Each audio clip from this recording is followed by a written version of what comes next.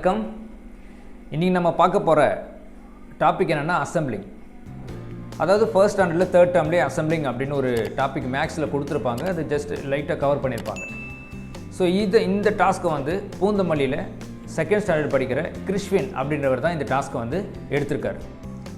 Actually இது என்ன task அப்படின்னு பார்த்தோம்னா, அசம்பிளிங் அப்படின்னா என்னென்னா, ஒரு 5 இமேஜஸ் கொடுத்துரும். அனிமல்ஸோட அவுட்லைன் 5 இமேஜஸ் கொடுத்து அதை டார்க்காக அந்த இமேஜஸோட அதை இன்னொரு காப்பி என்ன பண்ணுவோம், பீஸாக கட் பண்ணிவிடுவோம்.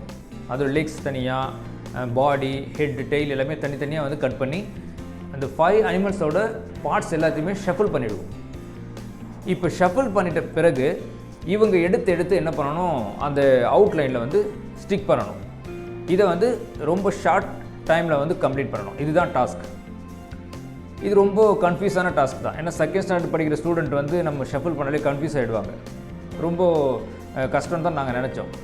ஆனால் கிருஷ்வின் சான்ஸே இல்லை. ரொம்ப கேஷுவலாக நீங்கள் அந்த வீடியோ பார்த்தீங்கனாலே புரியும். ரொம்ப கேஷுவலாக ஜஸ்ட் 1 minute 29 செகண்டில் இந்த 5 இமேஜஸோட அந்த பார்ட்ஸ் எல்லாத்தையுமே வந்து அழகாக கம்ப்ளீட் பண்ணி Tamil Nadu book of academic records அந்த சாதனை புத்தகத்தில் அவர் இடம் பெற்றுட்டார். ஸோ சிறப்பாக இந்த டாஸ்க்கை கம்ப்ளீட் பண்ண கிருஷ்வினுக்கு எங்கள் டீம் சார்பாக எங்களுடைய வாழ்த்துக்களை தெரிவிச்சுக்கிறோம். தேங்க்யூ.